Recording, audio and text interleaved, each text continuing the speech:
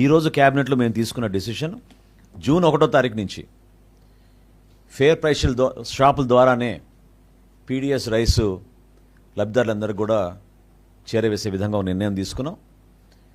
దీంతో పాటు 65 సంవత్సరాల కన్నా ఎక్కువగా ఉన్న వయసులో ఉన్న వృద్ధులకు, అదేవిధంగా దివ్యాంగులకు డోర్ డెలివరీ జరిగేటట్టు ఈరోజు ఒక నిర్ణయం తీసుకున్నాం.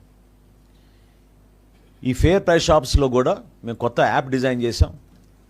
రేషన్ చాలా పక్కాగా మేము మానిటర్ చేసుకునే విధంగా నెక్స్ట్ ఫేజ్లో మేము ప్రతి షాప్లో కూడా సీసీ కెమెరాలు కూడా ఏర్పాటు చేసి వాళ్ళ సర్వీసెస్ని మేము పెంచే విధంగా కేంద్ర ప్రభుత్వంతో చర్చించిన తర్వాత ప్రాథమిక అనుమతులు వచ్చినాయి మాకు.